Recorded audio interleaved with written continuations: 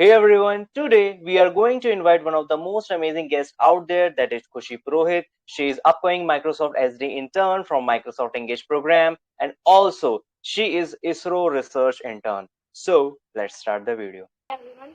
First of all, I would like to thanks to you, Kshitij, that you inviting me for this session.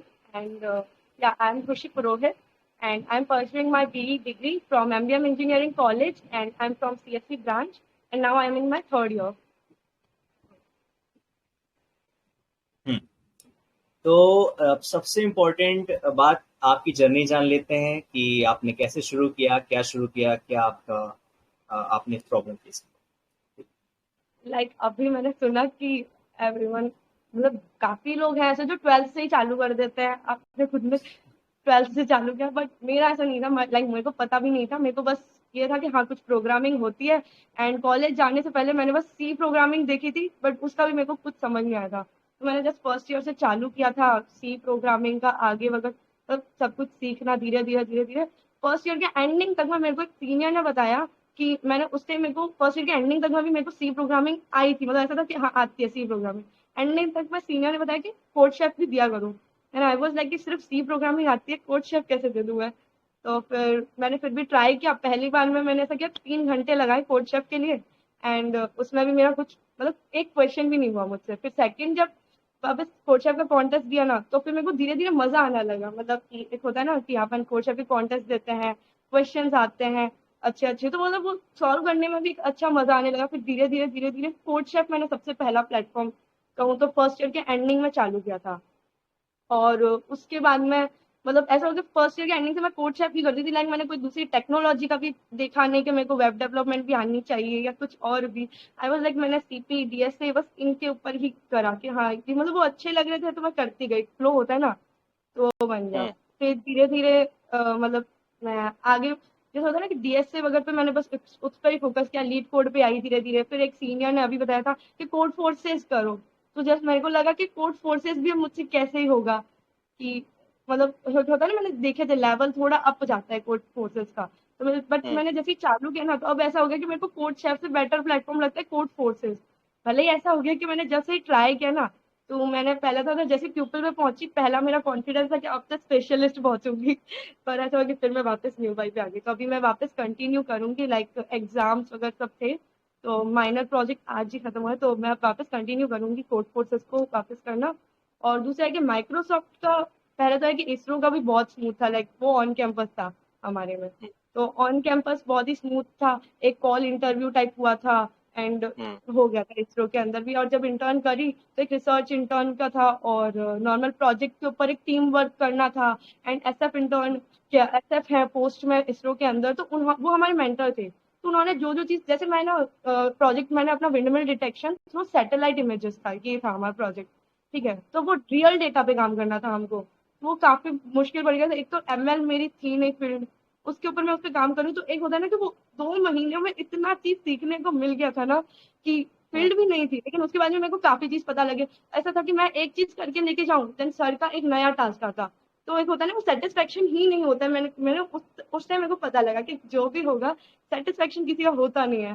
तो धीरे धीरे धीरे धीरे वहां से एक नई नई जैसे QGIS वगैरह, मैंने काफी टेक्नोलॉजीज वहां पे भी सीखी थी कि Hmm. किसी भी चीज का कैसे यूज करते हैं, हर चीज का। डीप लर्निंग में Exactly. प्रोजेक्ट किया था, तो वहां पे इसरो का तो ऐसा रहा था। और माइक्रोसॉफ्ट चालू हुआ था, ये थी बात 14 अप्रैल 15 अप्रैल में एप्लीकेशन Hmm. आई थी। तो उस टाइम में मेरे को एक फ्रेंड ने ही बताया था किसी ने कि इसका फॉर्म फिल कर दूं। मुझे तो लगा था कि Tier 3 कॉलेज है, कहाँ ही होगा, बट ट्राई करने में क्या जाता है। तो वो Right. वैसा ही Right. था मेरा। हाँ। Okay. तो मैंने जस्ट उस पर फॉर्म फिल किया। एंड हफ्ते कुछ 2 हफ्ते के बाद में आ गया था कि एप्लीकेशन सेलेक्ट हो गई है। तो मेरे को लगा कि हाँ ठीक है, एप्लीकेशन सेलेक्ट हो गई है, फिर भी है तो अभी भी Tier 3। तो नेक्स्ट राउंड में नहीं होगा मुझे। हर राउंड में ऐसा लग रहा था कि अब नहीं होना है मेरा, आगे नहीं होगा। मेरे को ऐसा एक Hmm. अंदर से लग रहा था। तो मैंने है ना फिल किया। फिर दूसरा राउंड आया। तो पहला राउंड था हमारा कि नॉर्मल डीएसए के 10 क्वेश्चन आएंगे, 30 to 45 मिनट।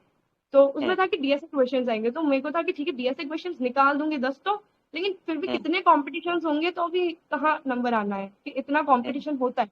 पर मैंने अपना देखा, तो मैंने देखा 10 क्वेश्चन बहुत एक होते हैं ना कि राउंड 1 बहुत ईजी था।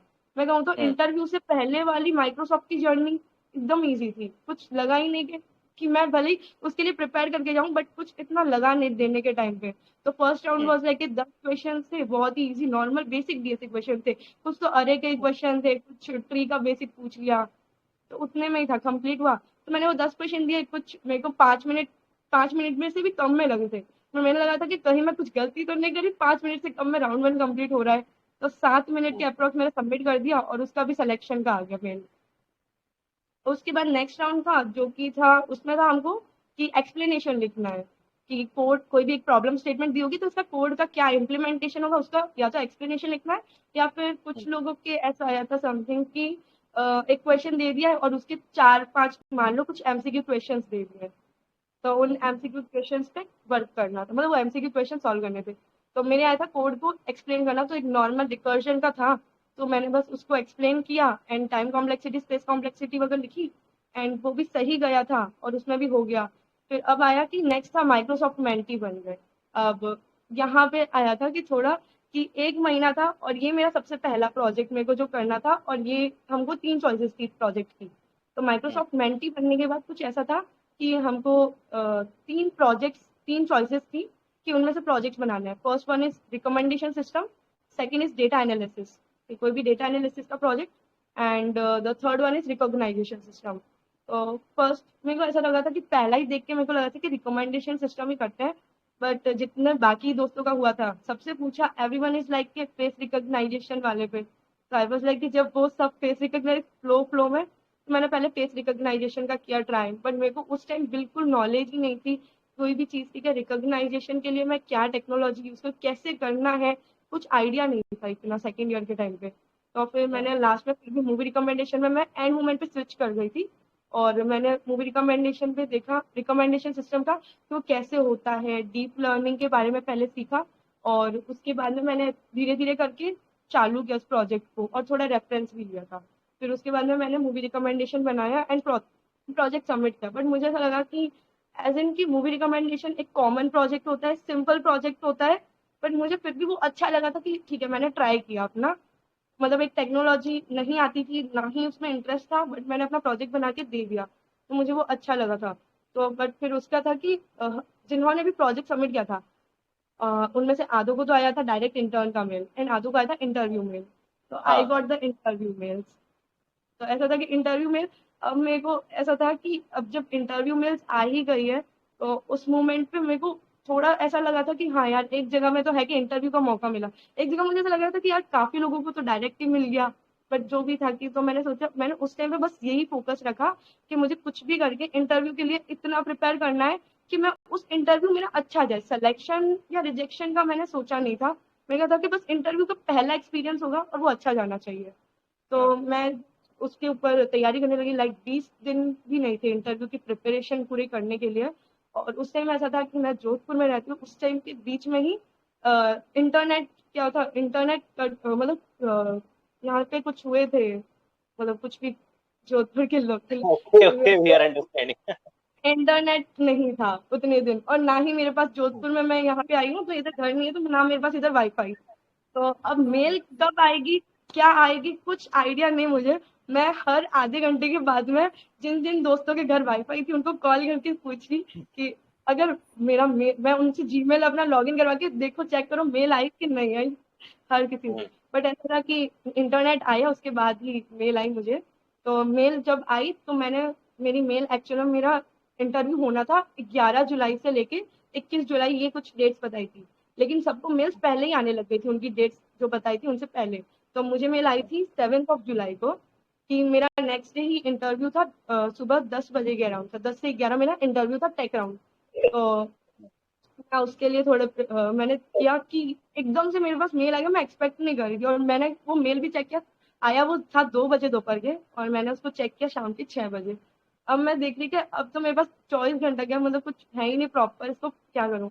तो मैं पूरी रात की जगी, जो भी मेरे को लगा था, क्योंकि मैंने एंड मोमेंट, मुझे ऐसा लगा था 2 दिन पहले तो मेल आएगी आएगी, तो मैंने सोचा था एंड मोमेंट्स के लिए प्रोजेक्ट वाला जो पार्ट है एक बार एक्सप्लेनेशन वाला या कुछ और भी एक्स्ट्रा क्वेश्चंस, तो वो मैंने एंड मोमेंट के लिए छोड़े थे। तो ऐसा था मैं पूरी रात ही जगी, वो 7 तारीख का मेरे को याद है, पूरी रात जग के मैंने जो जो टॉपिक्स मुझे ऐसा लग रहा था, एक होता ना इतना प्रेशर आ गया था मुझ पे कि क्या बोलूंगी, कैसे करूंगी। और मेन प्रॉब्लम मेरी ये थी कि कम्युनिकेशन का होता है ना, तो मैं हिंदी में बहुत ज्यादा कंफर्टेबल रहती हूँ, लेकिन इंग्लिश में मुझे ये भी लग रहा था कि लैंग्वेज बैरियर आ गया एक तो अब मैं अगर इंग्लिश में भी बोलती हूँ तो वहां पे अटक ना जाऊं या कुछ भी ना हो जाए। बट ऐसा था कि जब इंटरव्यू देते हैं ना, तो एक चीज मैंने नोट करी कि वो इंग्लिश भी निकल जाती है, उस टाइम दिमाग भी चल जाता है। क्योंकि ऐसा था कि इंटरव्यूअर मेरे सामने आया स्क्रीन पे, उससे पहले तक मेरी हालत बहुत खराब थी।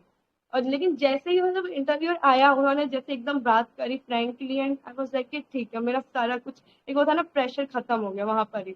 और जो जो उन्होंने पूछा, तो स्टार्टिंग वाज लाइक इंट्रो से हुआ स्टार्टिंग। तो इंट्रो तो मैं प्रिपेयर करके ही रखी थी कि क्या बोलना है पूरा अपना। और उसके बाद में मेरे को ये पता लग रहा था कि उस टाइम में जो आईआईटीज वाले हैं बच्चे, उनको ज्यादा सेलेक्ट किया जा रहा है। तो ऐसा था कि एज इन की मैं टीयर 3 से हूँ, तो मुझे ऐसा लगा था कि मेरी चांसेस वहां पर ही मेरे को कम थोड़ी लग रही थी, कि क्योंकि आईआईटीज वालों को ही सेलेक्ट कर रहे थे, ऐसा हो रहा था। तो फिर मैंने सोचा, तो मैंने इसरो के बारे में बताया, मैंने अपने प्रोजेक्ट के बारे में बताया इसरो के, कि मैं कैसे कर रही हूँ वो प्रोजेक्ट को। और माइक्रोसॉफ्ट के प्रोजेक्ट के बारे में भी पूछी, जैसे कि अगर मैं माइक्रोसॉफ्ट का प्रोजेक्ट और भी अच्छा करती तो उसमें क्या क्या चेंजेस ला सकती हूँ। और इसरो के प्रोजेक्ट के बारे में मेजर उन्होंने चीजें पूछी थी कि विंडमिल डिटेक्शन, क्योंकि वो एक रियल डेटा पे हो रहा था काम सब कुछ, और भी अलग अलग टेक्नोलॉजीज यूज हो रही थी।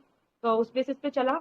और उसके बाद में तो जस्ट लाइक कि उन्होंने दो कोडिंग क्वेश्चन दिए मेरे को। पहला क्वेश्चन इज कि we have a two array, and ये पता करना है कि if any one of the array is a subset of the another array, कोई भी अरे।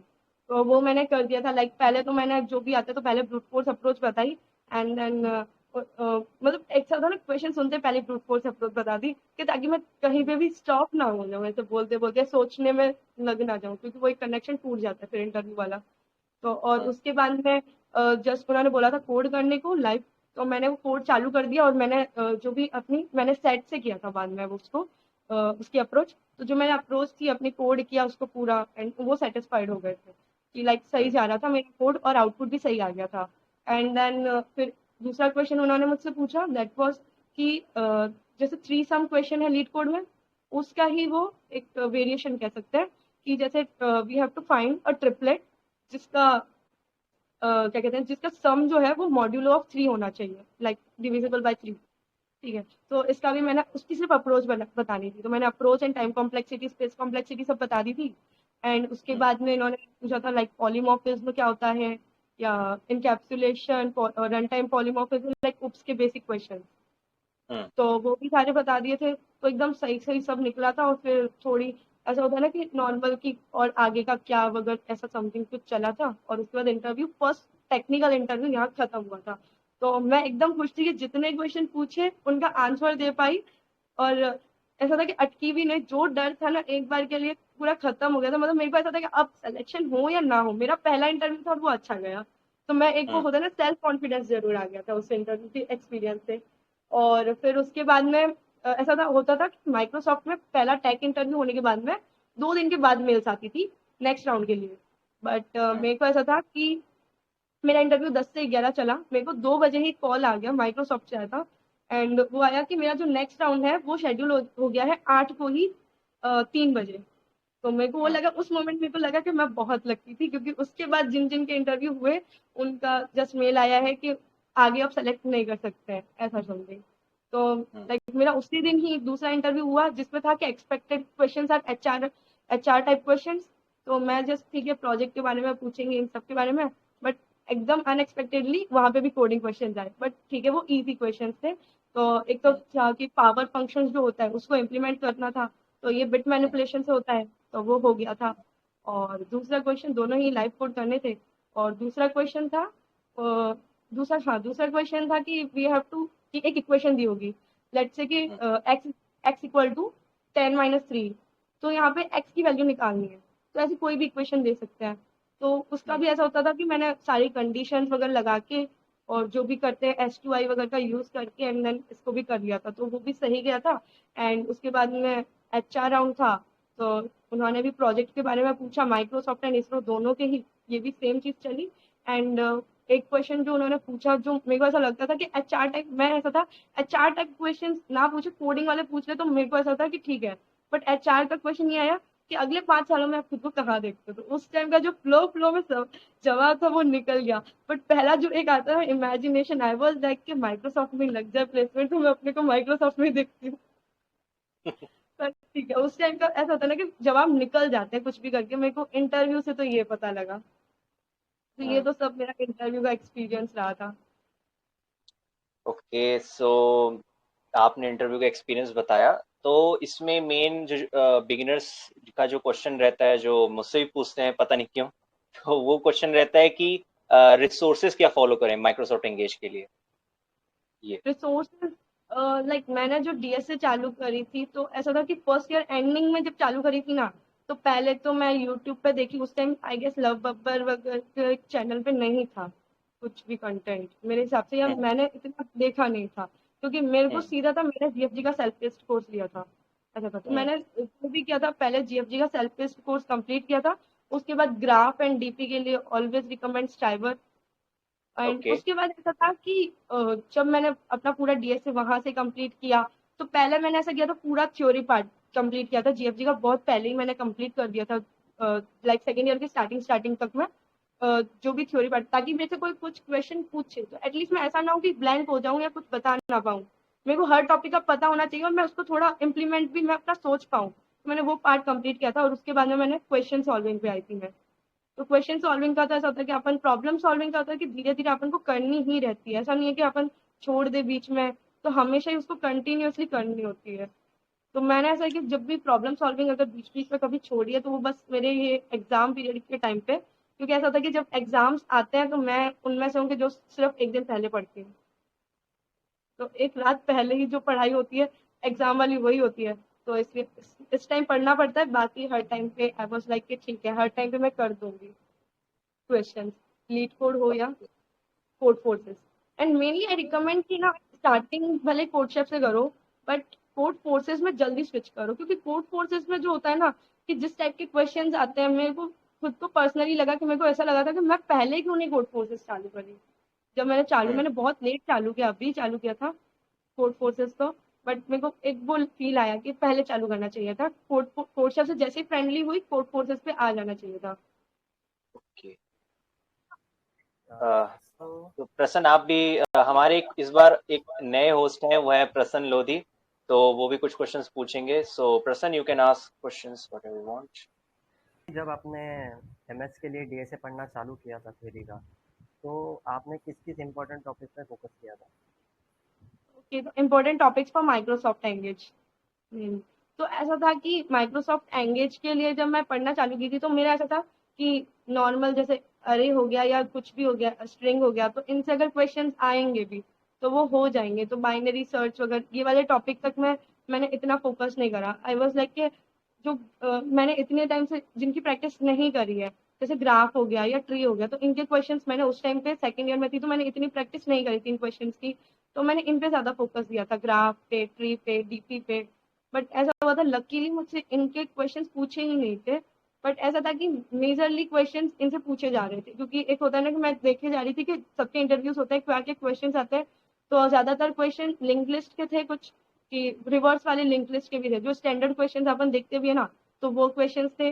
ग्राफ के क्वेश्चंस थे, टोपोलॉजिकल सॉर्ट हो गया। तो इनके क्वेश्चंस बहुत ज्यादा पूछे जा रहे थे, तो मैंने इन इन टॉपिक्स के ऊपर क्वेश्चन जितने हो सके उतने ट्राई किए। बट मैंने ये देखा कि इंटरव्यू के अंदर ना जैसे लीड कोड के अंदर जो क्वेश्चंस आते ना नॉर्मल से, वही पूछे गए थे सबसे ही। सो मैं ये पूछ रहा था कि जब भी आप जीएफडी से मतलब कि प्रिपेयर कर रहे थे, तो आपने मतलब किस तरह से प्रिपेयर किया? थ्योरी पढ़ा या फिर कुछ प्रॉब्लम सॉल्व किया? लाइक प्रॉब्लम सॉल्विंग पे फोकस या फिर पढ़ा जो उस पे, राइट। हाँ हाँ।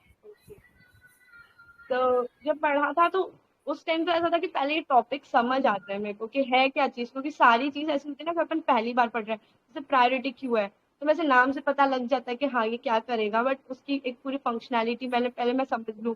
उसके बाद में मैं जस्ट डूइंग द क्वेश्चंस के जो भी मेरे को बेस्ट मिलता है, जैसे कोड फोर्सेस के अंदर से ढूंढूं या फिर लीड कोड के अंदर। तो मैं जैसे अभी मैं कर रही थी बाइनरी सर्च ऑन आंसर्स हो गया एक टॉपिक, तो उससे क्वेश्चंस काफी ज्यादा पूछे जाते हैं। और उसके क्वेश्चन ऐसे होते हैं कि अपन को अगर आपने पहले नहीं कर रखा ये टॉपिक, तो अपने को सोच में भी नहीं आएगा कि यहाँ इस क्वेश्चन पे बाइनरी सर्च और आंसर लगेगा। तो जब मैंने ये वाला टॉपिक किया अभी किया था, तो उसके लिए तो मैंने पहले ये किया कि उसके पहले तो समझा क्या होता है, फिर उसके बाद उसके स्टैंडर्ड क्वेश्चंस देखे, खुद से ट्राई किए, और उसके बाद में आई वाज जस्ट ट्राइंग कि कोड फोर्सेस से मैंने देखे कि कहीं पे मेरे को मिल जाए बाइनरी सर्च और आंसर के, तो मैं वहां से ट्राई करती हूँ। तो जस्ट फोकस के भले ही स्टार्टिंग में एक मतलब मेरे को सोचने में एक क्वेश्चन को काफी ज्यादा टाइम लगे, बट वो ओके होगा। बट एक बार मैं करने चालू हो जाऊंगी ना, तो वो धीरे धीरे वो टाइम कम होता जाएगा। भले मेरे को पहली बार में कोई टॉपिक का क्वेश्चन करने में एक घंटा लगा हो मान लो, बट वो धीरे धीरे कम होके अपन को समझ आ जाएगा कि हाँ इसकी किस तरीके से अप्रोच होती है। तो इट वाज जस्ट लाइक। तो माइक्रोसॉफ्ट एंगेज का एप्लीकेशन चालू नहीं हुआ है, तो अभी जून में आई थिंक तो चालू होंगे। तो अगर यहाँ से किसी अगर प्रिपेयर करना है माइक्रोसॉफ्ट एंगेज के लिए, तो वो कैसे प्रिपेयर करेगा, किसी को एक रोड मैप के जैसे से?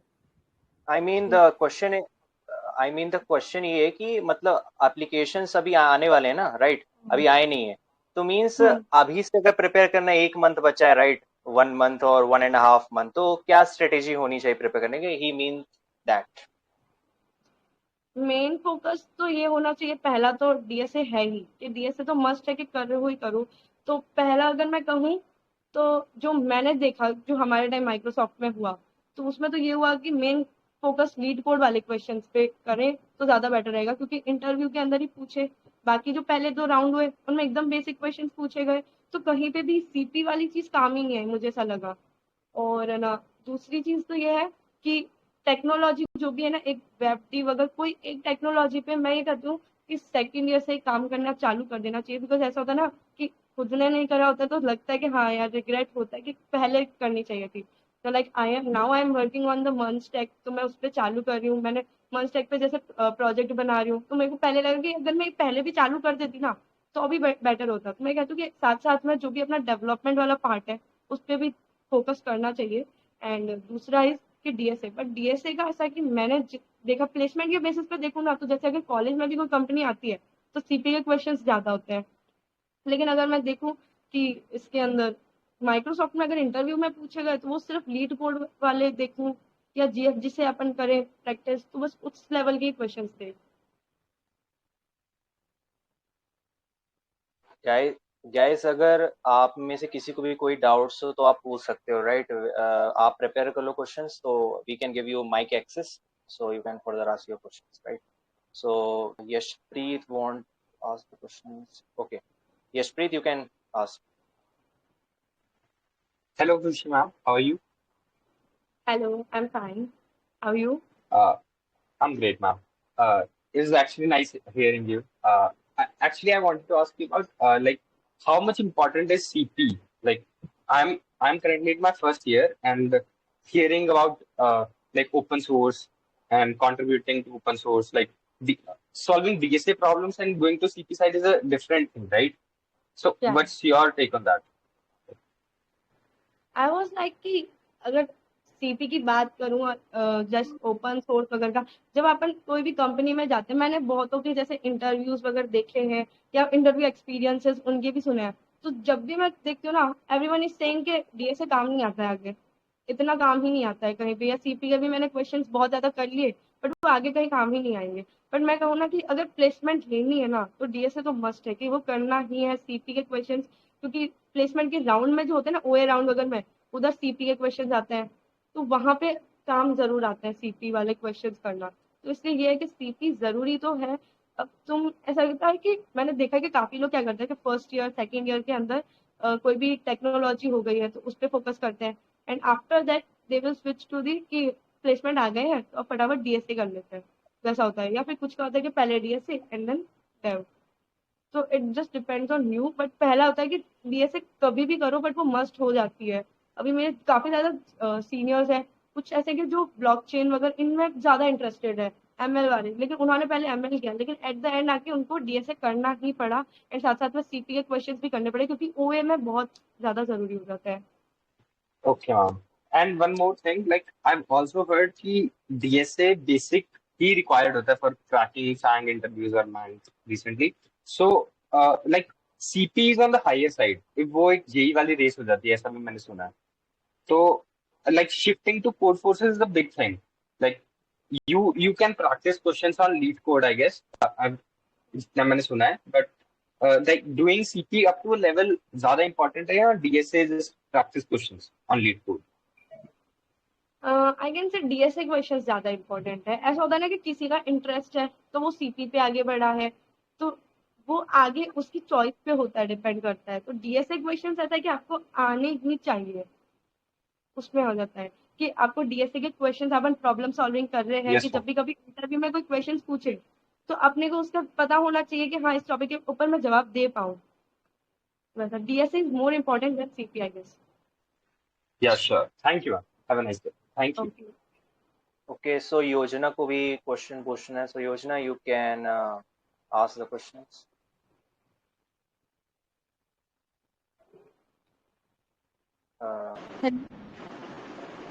हेलो। हेलो मैम, सो मुझे पूछना था कि मैंने डीएसए की थ्योरी फर्स्ट ईयर में कंप्लीट कर ली थी। हमारे फर्स्ट ईयर में ही हमको डीएसए था और मैं वेब भी वही तभी से कर रही हूँ। लेकिन मेरा क्या हुआ था, मेरे एग्ज़ाम्स के बीच बीच में एग्ज़ाम्स थे, इसलिए मेरा बीच बीच में काफ़ी गैप आया था, इसलिए मुझे सब कुछ रिस्टार्ट करना पड़ रहा था। और वेब के बारे में काफ़ी ज़्यादा हुआ। तो अभी मैं सेकेंड ईयर में हूँ और अभी मैं डीएसए पे काफ़ी फोकस कर रही हूँ। तो मेरा अरे स्ट्रिंग्स वगैरह कंप्लीट हो गया है जीएफजी के ही डीएसए सेल्फ बेस्ड कोर्स से।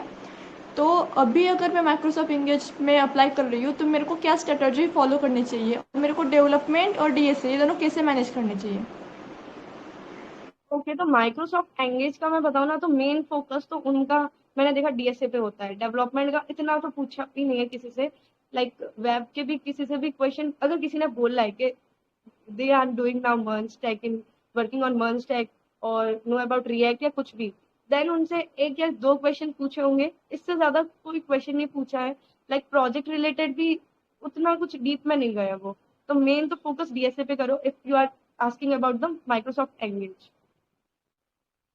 तो और कोई टेक्नोलॉजी भी साथ साथ में पढ़नी चाहिए, लाइक एआईएमएल ब्लॉकचेन वगैरह, या फिर ओनली वेब साथ में होगा तो सपोर्टिव मतलब सफिशिएंट है क्या डीएसए के मेरे हिसाब साथ में? से जो प्रोजेक्ट की बात करी थी मैंने कि बीच में प्रोजेक्ट करना था माइक्रोसॉफ्ट मेंटी के बारे में, तो उसके अंदर एआई एमएल इनका आया था। बट ऐसा है कि वो प्रोजेक्ट डुएबल होता है कि अपन कर सकते हैं। वैसा होता है कि तुम उस टाइम भी सीख के कर लोगे। अभी ऐसा है कि तुम सिर्फ इसके लिए अपना पूरा डोमेन स्विच कर दो, क्योंकि एक पूरा एक महीने का टाइम मिलता है अपन को उस प्रोजेक्ट को करने के लिए। तो वो एक महीना आई गेस सफिशियंट है जिस टाइप के वो प्रोजेक्ट्स देते हैं उनको करने के लिए। अभी जिस डोमेन में तुम हो इंटरेस्टेड उसको तुम कंटिन्यू करो। एंड मेरे अकॉर्डिंग ना, जैसे अभी मैंने जो मेरी जो ज्वाइनिंग है वो 5 जून से है, तो जो भी ऐसे सेशंस होते हैं तो मैंने माइक्रोसॉफ्ट के लिए थे। तो उसके अंदर जितने भी सीनियर्स हैं उन्होंने पहला तो एक ही चीज कहा है कि ऐसा नहीं है कि कोई भी जैसे डोमेन को तुम्हारा पर्टिकुलर हो गया सेट इसी पे ही काम कराएंगे। उधर जाके भी तुमको नए डोमेन कभी भी मिल सकते हैं, तुमको सीखने पड़ेंगे। तो एक वो जो चीज है ना कि वो एक महीने का जो अपन ने एमएल का दिया प्रोजेक्ट, तो हमको एकदम से वो सीखने पड़े, है ना, हैंड्स ऑन लर्निंग प्रोजेक्ट। तो वैसा है कि अपन को प्रोजेक्ट करते करते ही सीखनी पड़ेगी चीजें।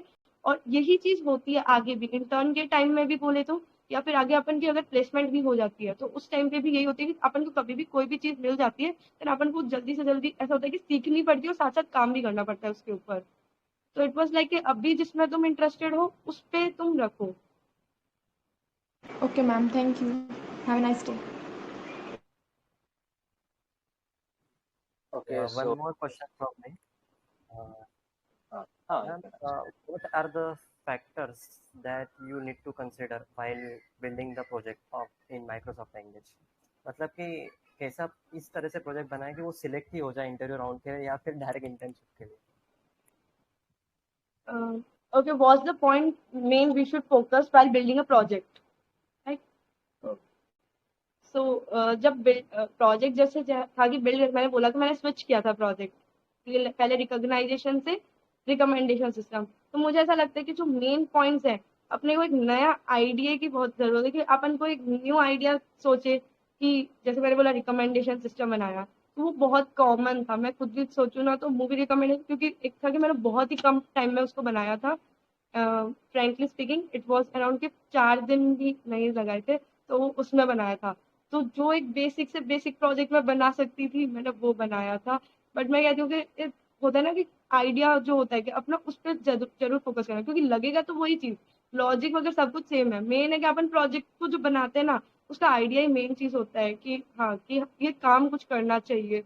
तो एक वो आइडिया अपने दिमाग में जैसे आया कि रिकमेंडेशन सिस्टम, तो उसके बेसिस पे आइडिया मेन मस्ट होता है कि हाँ वो एक अच्छा होना चाहिए। दूसरा हमको प्रोजेक्ट प्रेजेंट लाइक हमको स्क्रीन शेयर करके वीडियो शेयर करनी थी अपनी, उसको समझाते हुए। तो जैसे भी अपन जो भी प्रोजेक्ट में यूज कर रहे हैं या कोड में कोई कोई भी जो भी पार्ट है तो उसको पूरे को ही एक्सप्लेन करना, ये सब कुछ मेन चीज होती है आई कैन से कि आनी चाहिए। और दूसरा मेन थिंग इज आइडिया।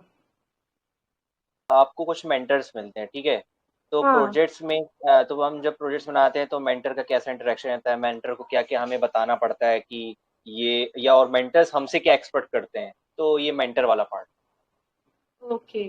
तो मेंटर्स का ऐसा है कि हमारे प्रोजेक्ट बिल्डिंग जो 1 महीने का था उसमें 4 मीट्स हुई थी ओनली मेंटर के साथ में। एंड अगर कोई डाउट है देन हम मेंटर से वो पूछ सकते हैं। उन 4 मीट्स में ऐसा था कि एवरी टाइम उन्होंने, मैं बताऊँ तो फ्रेंकली उन्होंने डीएसए के बारे में पढ़ाया था उन 4 मीट्स के अंदर। एंड अगर किसी को प्रोजेक्ट अपना प्रेजेंट करना था, अपना आइडिया बताना था, तो वो मेंटर के साथ में शेयर कर सकता था।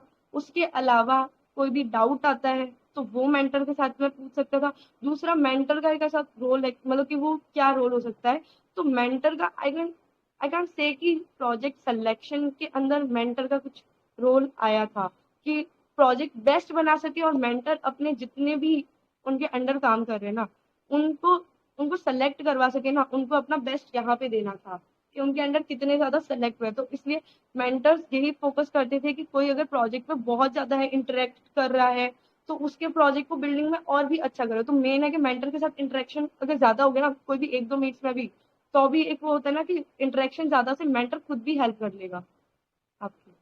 और ऐसा भी हुआ था कि मेरे कुछ फ्रेंड्स के भी हुआ था तो उनके मेंटर्स ने कभी मीट ही नहीं ली थी, तो ये भी पॉसिबिलिटी हो सकती है।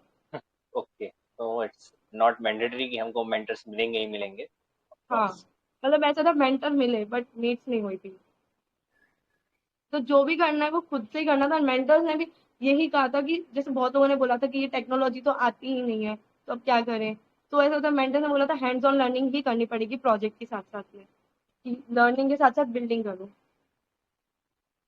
Can text me the question, क्या उस प्रश्न का क्वेश्चन ये था कि मतलब अपडेट्स क्या रहता है, कितने टाइम आता है, आप सेलेक्ट हो गए तो 2 वीक्स लगता है, 3 वीक्स लगता है, या जस्ट अगले दिन आ जाता है, because I have also seen at that time on LinkedIn कि कुछ लोग को अपडेट्स ही नहीं आए थे, कुछ लोग को 2 राउंड हो गया तो उसको डायरेक्ट उनको पता नहीं, उनको मेल ही नहीं आया, 1 महीने 2 महीने मतलब उनको आया ही नहीं, कुछ भी नहीं हुआ, पता ही नहीं हाँ चला कि उनका रिजेक्शन है कि एक्सेप्शन, कुल मिला के एक्सेप्ट नहीं हुए होंगे हाँ। ऑब्वियसली। तो ये सीन है क्या?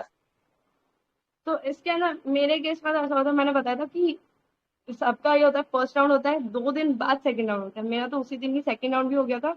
And I was very happy कि मेरा दोनों राउंड हो गया। तो ऐसा था कि मेरे दोनों राउंड अच्छे गए और मैं खुश थी कि हाँ अब इस इंटरव्यू वाले चीज से तो फ्री हो गई और अच्छे गए। तो मेरा तो जैसे 8 जुलाई को इंटरव्यू हुआ था, 11 को मेरा आ गया था सिलेक्शन में भी। और बाकी कुछ के साथ ऐसा हो रहा था कि 8 जैसे जिस दिन हुआ एक राउंड, दूसरा राउंड हुआ ही नहीं, पहले ही सिलेक्शन की मेल आ गई। और किसी का फर्स्ट राउंड के बाद ही रिजेक्शन मेल आ रहा था। और हर किसी के साथ ऐसा हो रहा था कि या तो सिर्फ एक राउंड के बाद सिलेक्शन, या फिर 2 राउंड होते थे और उसके बाद सिलेक्शन मेल या रिजेक्शन मेल, और या फिर एक राउंड के बाद ही रिजेक्शन मेल। और एक केस हुआ था जो कि एकदम लास्ट में, जिनका जुलाई के मैं कहूँ कि मतलब 11 से लेके 15 तक के बीच में जिन जिन के इंटरव्यूज हुए थे शेड्यूल, और इंटरव्यूज हुए भी थे, बट उनको एकदम 1 या 2 महीने बाद मेल आई कि अभी हायरिंग स्टॉप कर दी गई है कुछ टाइम के लिए, एंड जब भी हायरिंग वापस स्टार्ट होगी तो इनको कंसीडर करेंगे। तो ऐसी मेल आके रुक गया था। Okay, so any more questions to anybody? Or Uh, Prasan, if तुम्हें भी Hello, कोई question हो, who is this? I'm Yashpreet. So actually, I wanted to ask one more thing. Ma'am, what was your like experience at ISRO? You were research intern at ISRO, right? How was that onboarding process, and how did you land up there? Would you Okay, like? so finally we can merge the ISRO experience too. या Yeah. तो इसरो का on boarding तो मैंने पहले ही बताया क्योंकि वो on campus आया था इसरो का। इस ईयर हमारे में इसरो का आया नहीं है। तो इसरो का ऑन ये भी काफी स्मूथ रहा था। लाइक एक कॉल इंटरव्यू हुआ था, बेसिक क्वेश्चंस पूछे गए थे नॉर्मली ही कि लाइक कौन सी टेक्नोलॉजी आती है, बहुत ही मेरे को ऐसा लगा ही नहीं था इंटरव्यू है, कुछ भी बेसिक चीजें पूछी गई थी।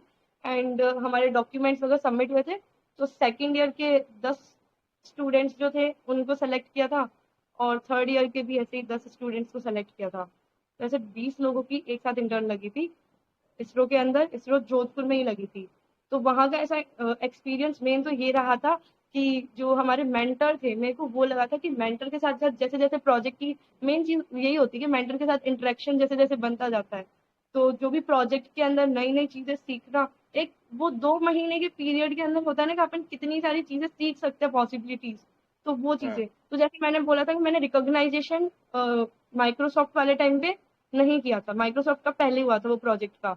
तो मेरे को यहाँ पे भी रिकॉग्नाइजेशन करना था। माइक्रोसॉफ्ट वाला तो इजी था, फेस रिकॉग्नाइजेशन, कार की सब कुछ अवेलेबल है गिटहब पे। बट मेरे को करना था विंडमिल रिकॉग्नाइजेशन, जो भी था कि राजस्थान के अंदर जो विंडमिल्स है ना, उनके रियल डेटा सैटेलाइट इमेजेस से जो दिखते हैं उनको मेरे को डिटेक्ट करवाना था। तो वो ज्यादा डिफिकल्ट था क्योंकि वो एकदम छोटे से दिखते हैं और राजस्थान का एरिया ऐसा है।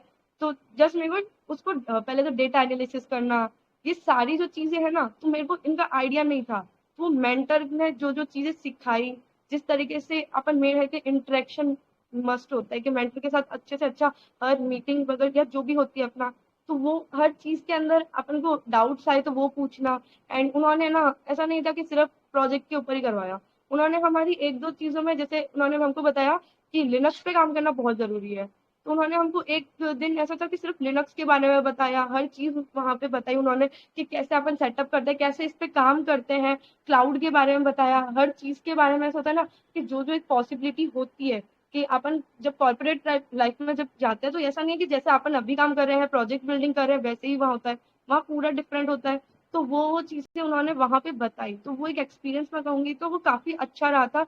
और ऐसा था कि हर एक चीज करने के बाद एक नया टास्क मिलता था। मेरे को मेन चीज वहां ये लगती थी कि लाइक इंटर्न थी मेरी जून से जुलाई वाली, बट वो चली थी मेरी अगस्त की स्टार्टिंग वीक तक, क्योंकि टास्क एक के बाद एक इम्प्लीमेंट करने के बाद मिलते जाते थे। Yes ma'am. And one more thing ma'am, like मैं अपना बताता हूँ कि मैं अभी करंटली मैं सेकेंड सेमेस्टर में हूँ। अभी समर वेकेशन स्टार्ट होने वाले, हमारे एंड सेमेस्टर्स हो रहे हैं। सो थिंग इज कि मुझे अभी वेब डेवलपमेंट आती है, like I am currently running about JavaScript. And first year में मैंने डीएसए वगैरह कुछ भी नहीं किया, सच सी मुझे कॉलेज में आती है। तो अभी ये सेमेस्टर जो समर वेकेशन है, इसमें मुझे डीएसए में ज्यादा फोकस करना चाहिए या बैकएंड की तरफ या रिएक्ट की तरफ शिफ्ट करूँ? What do you think? I guess पहले तो तुमको ये देखना चाहिए तुम्हारा इंटरेस्ट किस तरफ इंक्लाइंड है, क्योंकि फर्स्ट ईयर की ऐसा होता है कि अपन का जिस तरफ इंटरेस्ट होता है ना, अपन उस पर अच्छे से काम कर पाते हैं। आगे में ऐसा होता है कि अपन खुद भी इतना इंटरेस्ट उस चीज से पता नहीं कैसे फिर खो देते हैं, एक होता है। तो फर्स्ट ईयर एकदम होता है कि तुम्हारा इंटरेस्ट अगर रिएक्ट में है, वेब डेवलपमेंट करने में है, तो उसको आगे बढ़ाओ। और डीएसए को ऐसा है कि साइड बाय साइड थोड़े लेक्चर्स देख लो, ऐसा भी कर सकते हो। एंड दूसरा है कि यस मैम। अगर तुम्हारा इंटरेस्ट डीएसए की तरफ है, मैं कहती हूँ कि साइड बाय साइड तो चीजें चलानी ही पड़ेगी दोनों में ही। बात तो ये, बट ये है कि कौन सी चीज पे मेन फोकस करो। तो वो है कि तुम्हारा इंटरेस्ट किस तरफ है, क्योंकि फर्स्ट ईयर के अंदर जिस तरफ इंटरेस्ट होगा उस तरफ जाएंगे ना, तो एक फ्लो सही रहता है। नहीं तो मतलब वो एक होता है ना कि टूट जाता है अपना, कैसे भी करके वो फ्लो कहूँ या नहीं यस मैम। कहूँ। Moreover C plus plus मैं कोड हेल्प से करूंगा, लव बबर। वो सही है ना कोर्स आप बता रहे थे, लव बबर बस? Uh, good. हाँ, C plus plus, DSA with C plus plus by Love अब। या। मैं कहूँगी मेरे को अगर यस। पहले मिलता ना, मैं जीएससी सेल्फ पेस्ट वाला लेती नहीं, बट मेरे को सेल्फ पेस्ट का लगता है कि वो काफी ज्यादा स्ट्रक्चर्ड है। बट लव बब्बर वाला मैं खुद रिकमेंड करती हूँ। मैं खुद भी अभी जैसे होता है ना कि कोई टॉपिक में रह जाती हूँ, तो लव बब्बर ही रिकमेंड करूँगी। Yes ma'am, thank you. Okay, so I think there are no more questions. Thanks, Khushi, for giving us a important time. You know, बहुत सही रहा Thank you इस so much for session. giving, for inviting me the Okay, session. Like it was a great session, and जो interaction हुआ first time, I was uh, just reviewing all such things. So it's a nice experience, and thanks to you. okay, okay, okay. So yeah, guys, that's it. We can close the session, right? Okay, thanks everyone for coming.